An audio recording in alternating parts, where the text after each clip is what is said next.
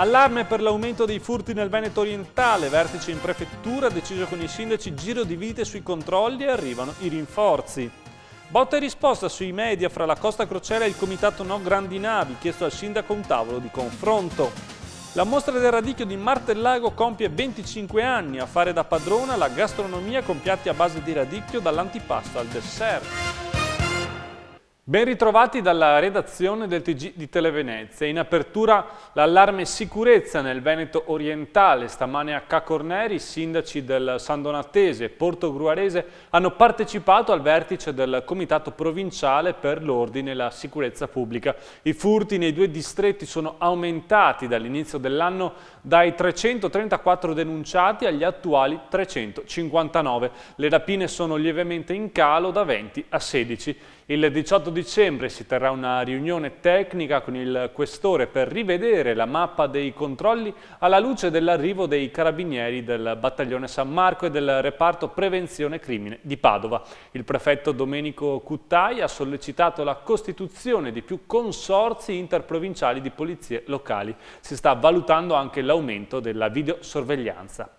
E intanto i carabinieri di Venezia hanno arrestato un 21enne del sestiere di Castello in possesso di 15 dosi di marijuana. Una coppia nell'isola della Giudecca, lui di 23 anni e lei di 22, con la madre cinquantenne, scoperti nella loro abitazione con strutture complete di lampade per la coltivazione di sostanze stupefacenti. I due canali di rifornimento avevano per clienti giovani e soprattutto giovanissimi e il luogo di scambio era Piazzale Roma. Le indagini sono scattate grazie alla segnalazione di alcuni genitori preoccupati anche per i pesanti esborsi economici a cui erano costretti i loro figli.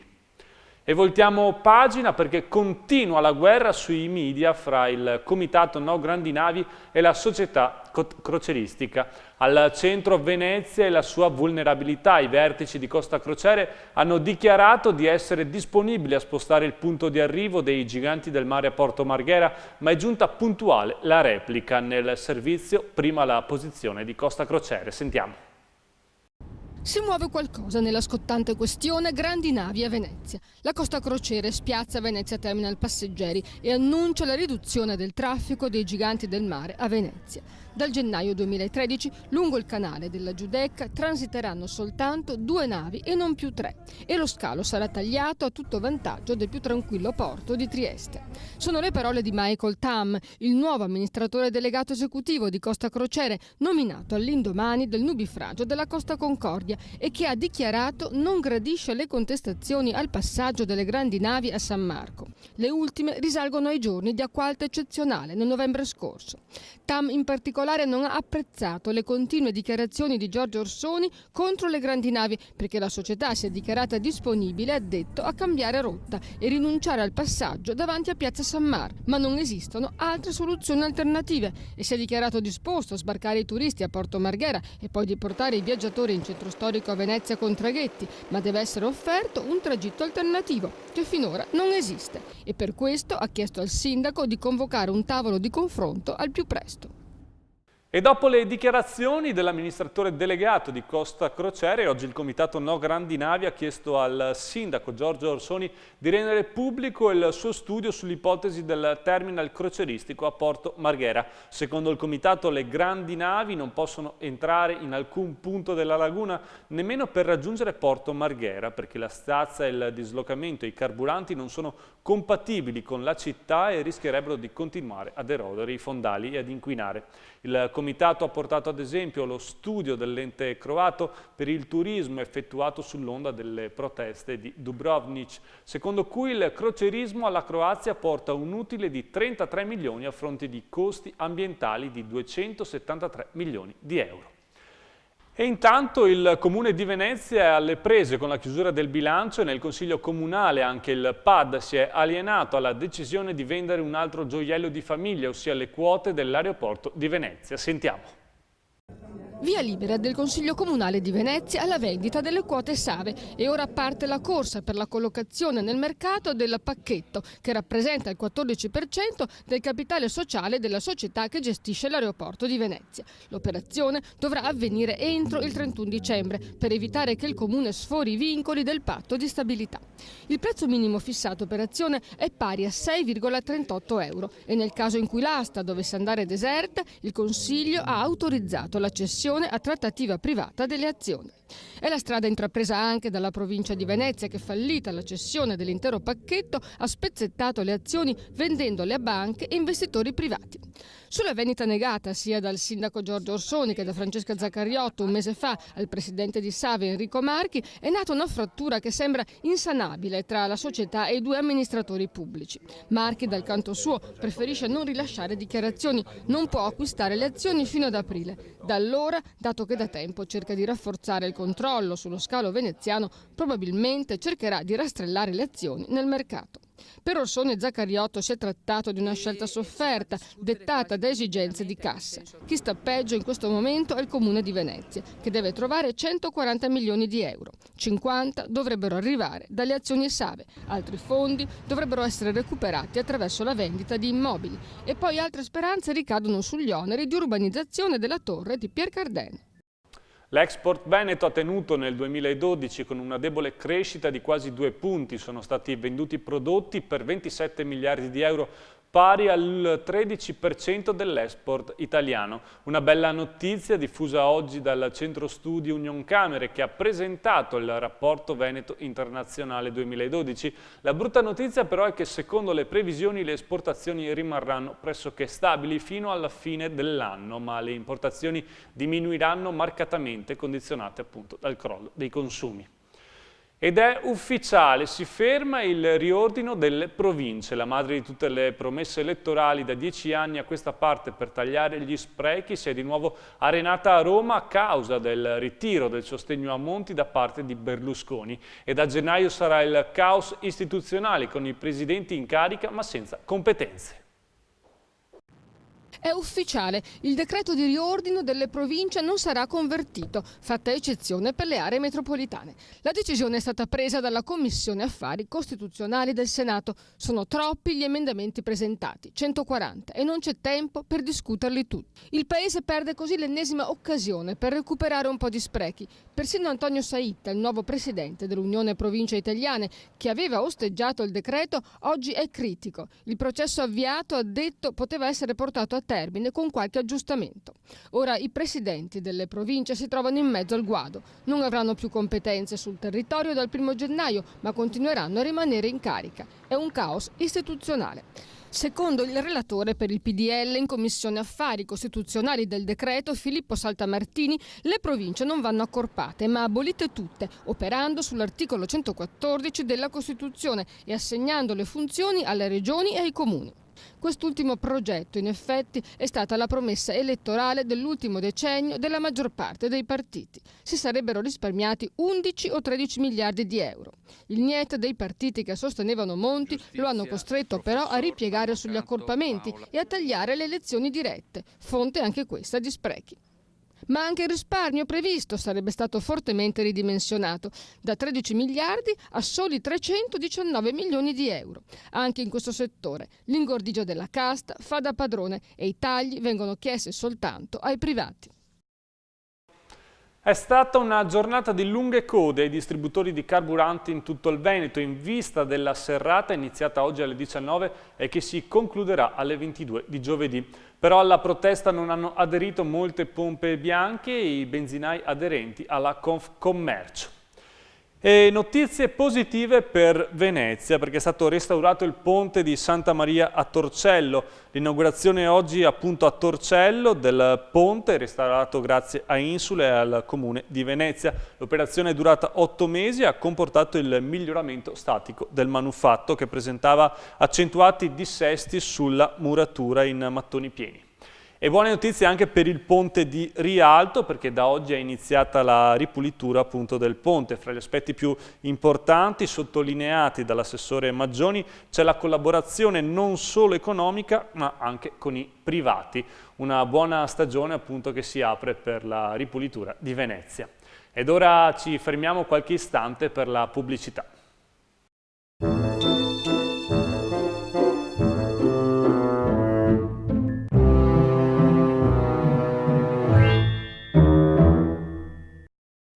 Il Collegio Salesiano Astori invita tutti i genitori e i ragazzi a Scuola Aperta, un programma di incontri per conoscere da vicino l'istituto. Sabato 15 dicembre, l'Astori apre le porte per il liceo classico, scientifico, linguistico, l'istituto tecnico-tecnologico e tecnico-economico. Il Collegio Salesiano Astori è in via Marconi 22 a Mogliano Veneto. Per conoscere gli orari, visita il sito www.astori.it. Eurosurgelati Italia, finalmente anche a Mestre, in zona Auchan. Più di 1000 prodotti selezionati e controllati da esperti del settore a garanzia dell'assoluta qualità e freschezza. Dall'antipasto al dessert, tantissime idee da portare in tavola, che stuzzicheranno anche i palati più raffinati. Una grande varietà di carni, pesce, verdure, prodotti panati da forno o pastellati pronti da friggere. Eurosurgelati Italia, dal produttore al consumatore, senza intermediari, convenienza imbattibile. Eurosurgelati Italia è a Gambarare di Mira, Statale Romea, e ora anche a Mestre, via Don Tosato 115, fronte Auchan, e a Rovigo, viale Porta Po 185, fronte La Fattoria. E ora diamo uno sguardo all'area metropolitana. Iniziamo dalla provincia di Venezia, dove si moltiplicano le trasgressioni, perlomeno quelle al codice della strada. Sentiamo. Più che l'eccezione, ormai sembra la norma. Sono in aumento gli automobilisti che guidano senza assicurazione o con la patente scaduta, come la 35enne pizzicata dai vigili di Mira a guidare un'auto in stato di fermo amministrativo con la patente scaduta da 4 anni. Morale: 1.700 e passa euro di multa, patente ritirata e mezzo sequestrato. Cercasi un nome per l'ospedale civile di Chioggia. L'ipotesi per il momento più accreditata è l'intitolazione alla Madonna della Navicella, data la vicinanza con il santuario. Dal canto suo, l'associazione Partigiani avanza 3 proposte: Antonio Felice Ravagnan o Riccardo Ravagnan, entrambi sindaci della città, oppure la senatrice Marisa Merlin, che proprio a Chioggia fu consigliere comunale. Ci spostiamo nella Marca trevigiana, in primo piano anche qui la sicurezza stradale. Cercasi autori di testi teatrali in lingua veneta su argomenti di attualità. Si tratta di un vero e proprio concorso bandito dalla filodrammatica Guido Negri e dal Lions Club di Castelfranco e dedicato alla memoria dell'attrice-autrice Nina Scapinello. Il vincitore riceverà 2.000 euro e vedrà la sua opera rappresentata. Treviso è la provincia veneta col maggior numero di morti in incidenti stradali, 68 nel 2011. Un triste primato comunicato dal rapporto annuale dell'ACI. Nonostante il numero complessivo di sinistri, 2.514, sia inferiore rispetto ad altre province, quello delle vittime è più alto, 3 più di Padova, 5 più di Verona. Andiamo infine nel Padovano, dove sono in aumento i furti nei negozi e nelle auto. Svaligiare le case non è più di moda. A Cittadella calano infatti del 30% i furti nelle abitazioni, salgono invece di brutto quelli nelle auto e nei negozi. Il dato è emerso dal Comitato per la sicurezza e l'ordine pubblico. Un valido deterrente sembra essere la videosorveglianza sempre più capillare. Anche per gli stranieri sembra finita l'epoca del baby boom. Nel 2011 a Padova sono nati 1.779 bambini, 54 in meno rispetto al 2010. Quasi un bambino su 3, ovvero il 28,5%, non è di cittadinanza italiana. Per la maggior parte si tratta di romeni, seguiti da moldavi e nigeriani. I nomi più gettonati sono Alessandro e Matteo per i maschietti, Sofia, Anna e Giulia per le bambine. Accende di rosso la tavola del Natale e si mangia in mille modi. È il Radicchio di Treviso, protagonista ormai da 25 anni di una grande mostra a Martellago. L'anniversario viene celebrato con tante iniziative speciali, dall'annullo postale a visite guidate nei campi. Vediamo. Come mai alla festa di Martellago? Sono venuta per vedere la mostra di radicchio, una cosa molto interessante e bella, insomma, sì, è una cosa da vedere. Però... Lei è di qua? No, io sono di Mestre. A lei piacciono queste feste? Certo che piacciono, tutte le feste di società sono belle, tutti avvenimenti favolosi. Bellissima questa festa qua, mangiare buono il risotto, so caccare il risotto non riesce uguale. Meglio questo o quello che fa sua moglie? Meglio questo? Io lo faccio bene, però qua è buonissimo, proprio buono. Adesso vado a vedere se me ne danno anche un'altra porzione.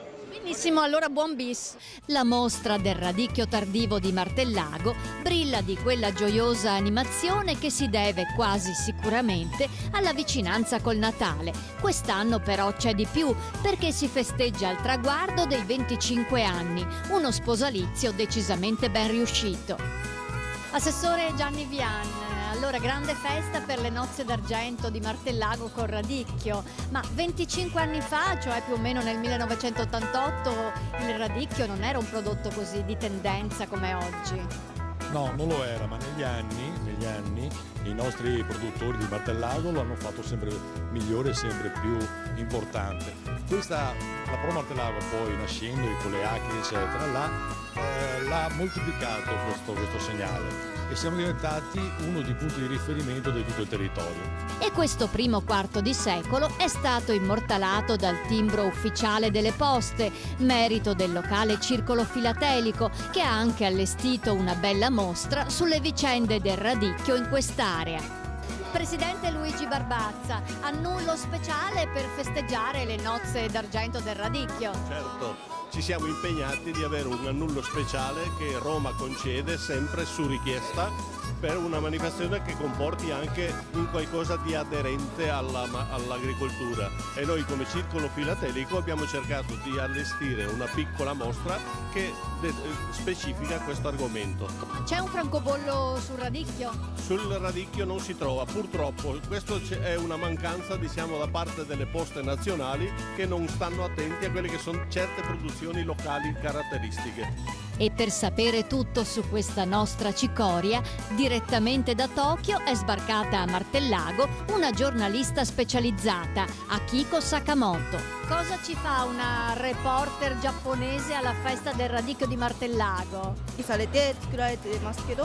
sapere molto bene come si organizza produttori di radicchio di questa zona. Ma come ti piace da mangiare il radicchio? Radicchio, un risotto, radicchio. Mi è piaciuto molto il risotto di radicchio, anche quello che ho fatto marinato.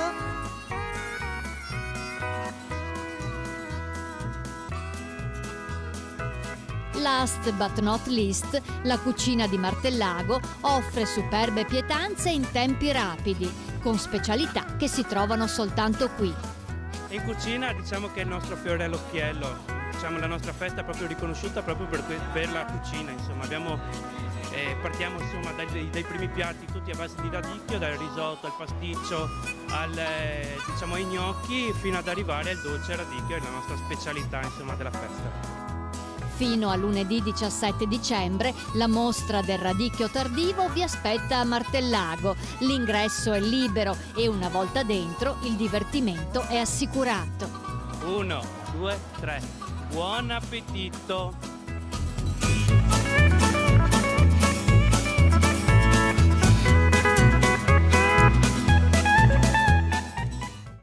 E della festa di Martellago parleremo più diffusamente domani alle 20:10, giovedì alle 19:50 e venerdì alle 22:40.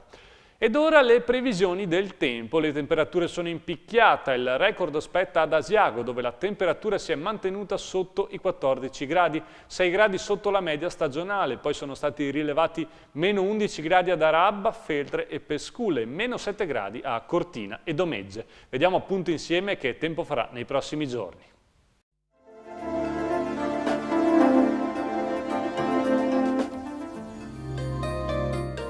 tempo in prevalenza soleggiato con aria fredda e asciutta. Da giovedì aria più umida e meno fredda che darà luogo a maggior nuvolosità e a qualche precipitazione. Mercoledì 12 dicembre, bel tempo con cielo sereno, aria asciutta e ottima visibilità, minime invariate sotto zero, massime in diminuzione, estese gelate notturne e vento da nord-est, mare calmo o poco mosso. Giovedì 13 dicembre, parzialmente nuvoloso al mattino, con tendenza all'aumento della nuvolosità. Dalla serata possibili deboli precipitazioni anche a carattere nevoso, minime in picchiata fino a -6. Venerdì 14 dicembre, cielo in prevalenza molto nuvoloso, con precipitazioni sparse anche nevose a quote molto basse, temperature in ripresa. Sabato 15 dicembre, cielo molto nuvoloso o coperto, nebbia e possibili deboli precipitazioni, valori termici sopra lo zero. La marea di mercoledì 12 dicembre è normale, la massima alle 9:10 75 cm, la minima alle 16:10 -30 cm.